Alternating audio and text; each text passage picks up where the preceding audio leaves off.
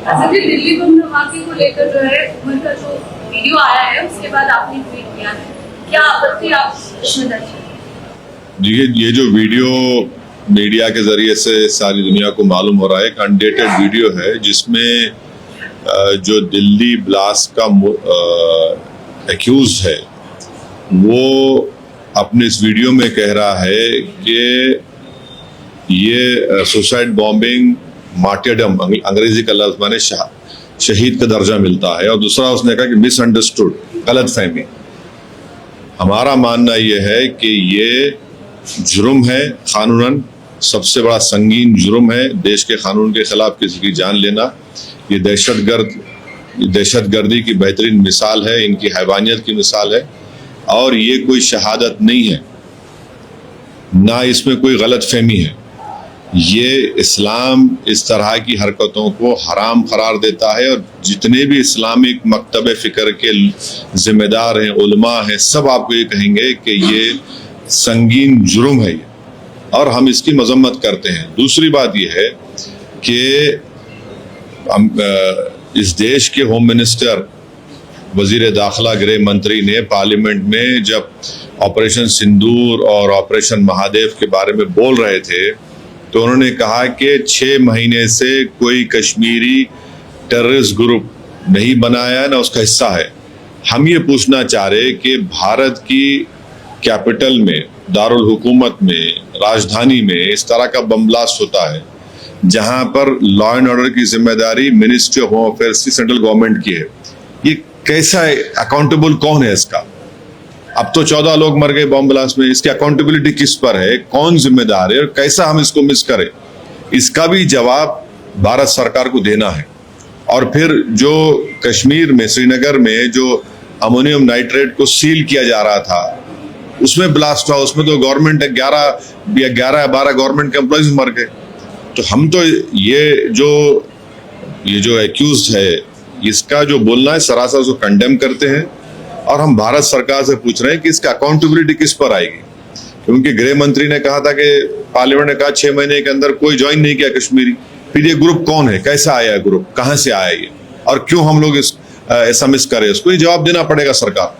जिस तरह की यूनिवर्सिटी में उस पर सवालिया निशान उठ रहे हैं और खासकर जिस तरीके से अंदर वहां जैसे काम हुए हैं और सबको बाहर निकल रहे हैं, उस पर क्या कहना चाहेंगे कि किस तरह की कार्रवाई? नहीं, ये जो 1 मिनट 20 सेकंड का वीडियो है, ये एक्यूज तो मीडिया ये कह रहा है कि वहीं पर बैठकर इसने बनाया और बड़ा ही एक्सेंट से अपने आप बोलने की कोशिश कर रहा था और एक स्क्रिप्ट था उसके सामने। तो ये बड़ा ही खतरनाक और संगीन काम ये लोग किए हैं, और जिसमें मासूम 14 लोग मर गए। तो ये सरासर जुर्म है, गुनाह है ये, और टेररिस्ट एक्ट है ये। इसका हम सबको कंडेम करने की जरूरत है और सरकार से जवाबदेही पूछना पड़ेगा। अकाउंटेबिलिटी किस पर आएगी? देखिए, दिल्ली देश की राजधानी है और कहां पर फेलियर हुआ, कौन जिम्मेदार है, ये सब चीजों का जवाब सरकार को देना पड़ेगा। यूनिवर्सिटीज के ऊपर जो है अब जिस तरीके से ये मामला सामने आया और यूनिवर्सिटी के ऊपर अब सवाल उठ रहे हैं, तो क्या कहना चाहेंगे? अब तो इंक्वायरी चल रही है ना, मैं कैसा कहूँगा, इंक्वायरी चल रही है। मगर ये पूरा ग्रुप था जिसमें 4 या 5 लोगों की, 4 लोगों की गिरफ्तारी हुई है। और भी तहकीकात, मुझे यकीन है कि ये गवर्नमेंट को इसकी तह तक जाना चाहिए और जो इस तरह की हरकत करना चाह रहे हैं, और बड़ा ही खतरनाक और बड़ा ही कॉन्स्पिरेसी और पूरी प्लानिंग के साथ इतनी बड़ी तादाद में अमोनियम नाइट्रेट को लेना, फिर उसको M4 बनाना, ये कैसा ये लोग स्लिप हुए गवर्नमेंट के रडार से। तो ये तो यकीनन ये एक सुसाइड बॉम्बिंग थी। और आपको याद होगा जब ये ब्लास्ट हुआ था, मैं ट्वीट किया था, एक्स पे डाला था मैं, और मैं कह रहा था कि ये मालूम करो आप कौन है। उस वक्त बहुत से लोग मुझसे शिकायत भी कह रहे, आपको कैसे मालूम, आप क्यों कर रहे, आपको रुकना चाहिए था। मगर वो बता रहा था वो लोग सुसाइड करने के लिए वहां पर गए और पूरा तैयारी से गए, और फिर वहां पर 14 मासूम लोगों की, भारत के नागरिकों की मौत हुई। और यकीनन इस टेररिस्ट जो ये हरकत हुई है, इसके पूरी उंगलियां पाकिस्तान के ISI और पाकिस्तान के दहशतगर्द तंजीम की तरफ जाते हैं। इंटेलिजेंस का जो काम है उसको कैसे देख रहे हैं आप? तो ये तो सरकार जवाब देना है ना। दिल्ली में सिक्योरिटी पुलिस तो सेंट्रल गवर्नमेंट के पास है, तो देश के प्रधानमंत्री को इसके ऊपर जवाब देने का है।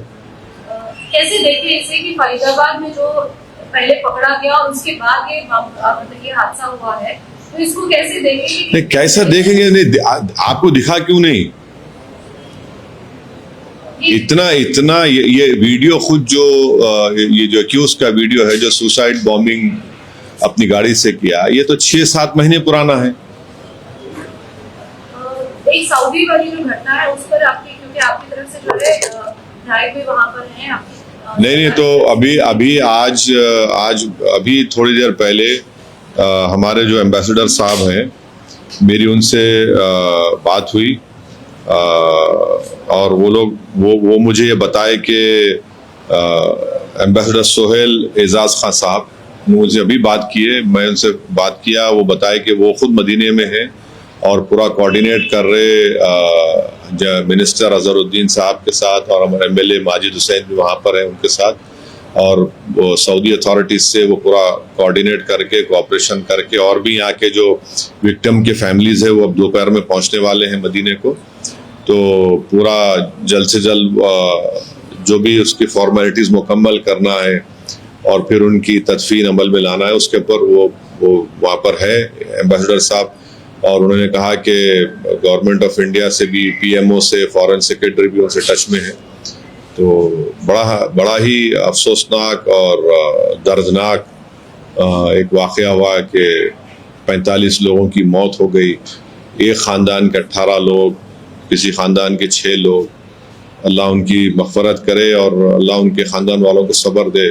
बड़ा ही दर्दनाक ये हादसा हुआ है। बिहार की अगर हम बात करते हैं कि अब मुख्यमंत्री वापस जो है शपथ ले रहे हैं और आपकी भी जनसभाएं हो रही, क्या उम्मीद है? क्योंकि टीम वैसे ही लगभग दिख रही है। मुझे नहीं मालूम, वो पार्टी का काम है। लेकिन अब आप एक्टिव हो रहे हैं बिहार की पॉलिटिक्स में भी, तो फिर जाहिर तौर पर नहीं, देखिए गवर्नमेंट बनाना है, गवर्नमेंट बनाएंगे वो लोग, तो गवर्नमेंट को उनके पास मेजोरिटी है, तब वो कैसे बनाएंगे, क्या बनाएंगे, वो उनका फैसला है। मैं क्या उस पर बोलूंगा। आपका रोल कैसे रहने वाला है? नहीं, हम लोग तो मेहनत करेंगे। हम लोग तो सीमांचल की जनता ने, अल्लाह सुब्हाना व तआला ने हमको उनके जरिए से बड़ी इज्जतों से नवाजा, बड़ी कामयाबी हमारी हुई। हम अपनी पार्टी को मजबूत करेंगे और यकीनन एक बहुत बड़ी जिम्मेदारी हमारे स्टेट प्रेसिडेंट अख्तर अली मान पर भी आती है कि वो इस सबको साथ लेकर, और पूरे MLAs की भी एक बहुत बड़ी जिम्मेदारी है कि हम लोग जो वादा किए उसको पूरा करने की पूरी कोशिश करें और सीमांचल से नाइंसाफी को रोकें और पार्टी को मजबूत करें और जो कमजोरियां दूर करें, जो गलतियां हमसे माजी में हुई या इलेक्शन में हुई उसको भी हम ना रिपीट करें। जनता क्या उम्मीद कर सकती है हमारे से? देखिए हम मेहनत करेंगे, इंशाल्लाह उनके भरोसे पूरा उतरने की कोशिश करें।